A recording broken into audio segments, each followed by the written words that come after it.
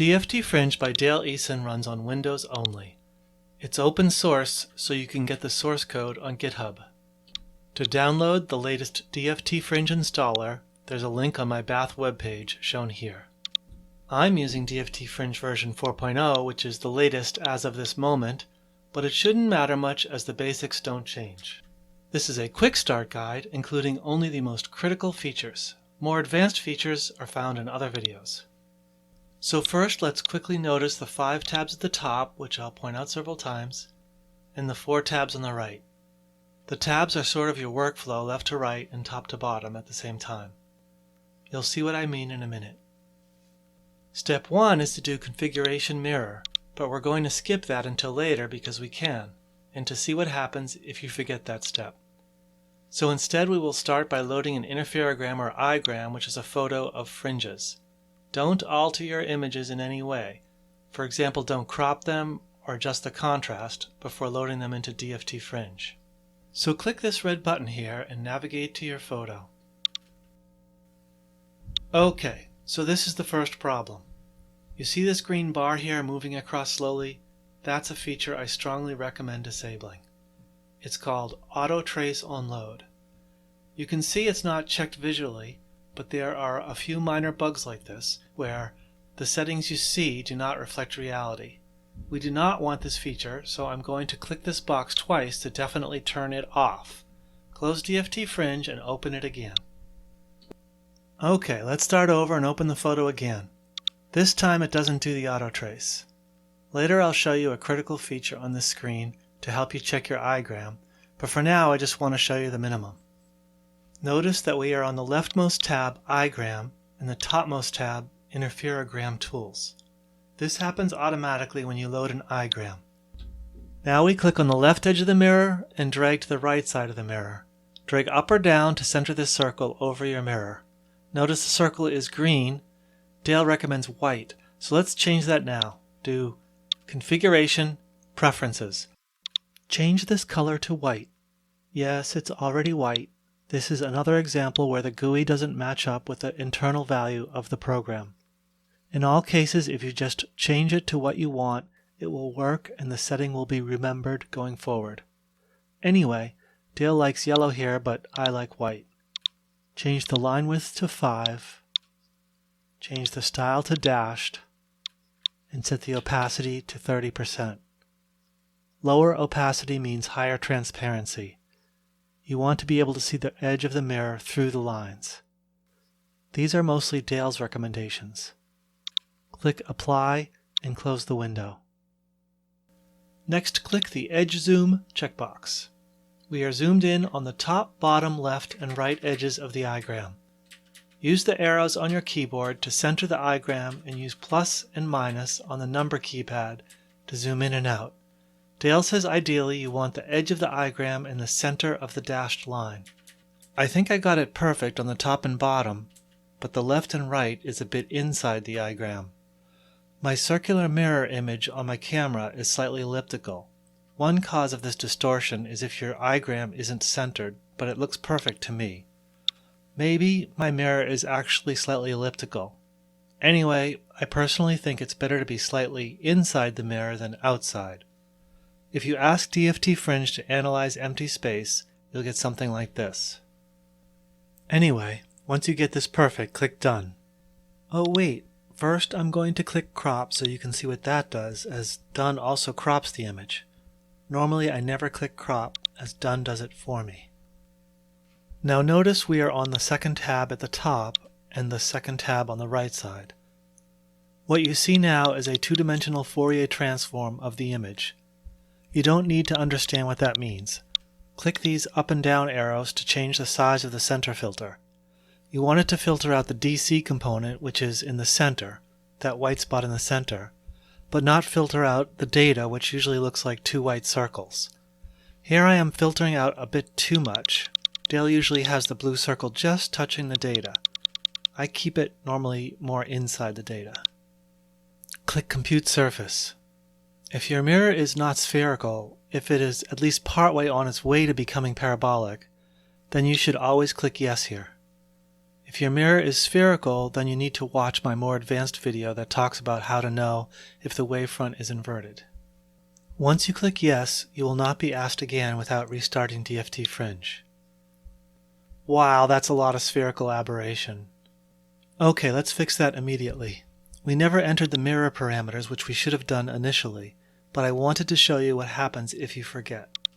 In the menu, click Configuration, Mirror. I like to deal with inches, so I uncheck units in millimeters. As you toggle this checkbox, the values swap between inches and millimeters. My mirror is 5.75 inches in diameter, and radius of curvature, which is also always twice the focal length, is 62.5 inches. The F number is calculated automatically. Set conic constant to -1 for a parabolic mirror. Hover over this for more info. My laser is 652 nanometers, and we see the null value is -0.45. This is the spherical aberration difference from a parabolic mirror versus a spherical mirror. I hope to explain this in more detail in another video. The Gaussian blur diameter blurs the result. 20% is the default, but I prefer 10%. So we are basically done. This is the result. The high spots in the image are high spots on the mirror. Notice that we are on the third tab at the top now, and the fourth tab on the right. Let's go over this screen. In the upper left we have the RMS error here, and the Strail value. This is not a fantastic mirror. A perfect mirror will have a Strail value of 1.0, but this mirror would only have 67% of a star's collected light going into the image of the star. Then we have the best fit conic. It should be -1, so this is saying that the mirror is a bit overcorrected. Then down below we have the Zernike term separated out so you can see the most significant error is second spherical term. I'll talk about the Zernike terms in another video. This left graph shows a 3D depiction of the error. High spots, in theory, need to be ground down more. You can click and drag to change the view. This displays much faster on my computer if I uncheck Fill. On the right is the wavefront error, which is double the surface error. On the bottom, we can choose a slice through this image by dragging this arrow. The slices are called diameters. I like to uncheck this Show Slope feature. In this orientation, you can see this red bump here is shown in the lower graph here. Notice that the right and bottom graphs specifically say wavefront. I like it this way, but to see the surface, which is exactly half the error, you check this box, and the lower graph now says surface. What I'm about to do next will show you several more features. These buttons on the right we will be using in a minute to help us remove astigmatism that is not in your mirror. To do that, we need another image of your mirror. Almost all error induced by the test itself is going to be astigmatism. Astigmatism from air stratification, from optics not being aligned, and from the stand holding the mirror under test. The obvious solution is to rotate the mirror under test and see how much the astig rotates and how much it stays the same. If your mirror only has astigmatism, the surface looks like a potato chip. So I'm going to load a second igram here that was taken with the same mirror rotated 90 degrees clockwise. This is a good moment to mention that some bath designs flip the mirror left-right. If your bath is like this, where the camera is facing the mirror, and if removing the bath but leaving the camera and mirror in place, the camera is still facing the mirror, then you want this box unchecked. Left on the camera view is left on your mirror. However, if your camera is looking at the bath through a mirror, then I recommend you check this box. It will flip all your igram images left-right. If you have left-right backwards, then rotating the mirror clockwise in real life will rotate it counterclockwise in the image, so this is important to get correct. Okay, let's load the second image. Get the alignment right, click Done, adjust center filter, click Compute Surface.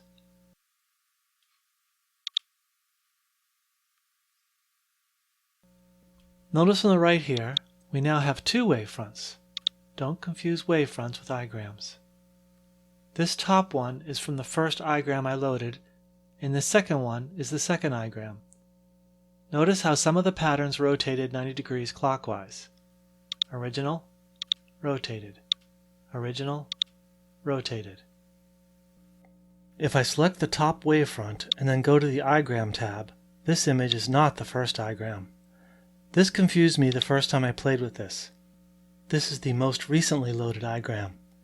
If I go to the Analyze tab, change the center filter to be overly large, and click Compute Surface again, notice we have a third wavefront, and that the second two have the same name because DFTFringe knows that the current igram in the igram tab is image 7658, not 7648. Notice that this newest wavefront actually looks fine. Anyway, let's delete it. Select the last one by clicking it, and then click this red button that deletes it. Now we are going to back rotate this igram by 90 degrees. Select it, click Rotate, choose 90 counterclockwise, click OK. Note that there is a new wavefront on the right here.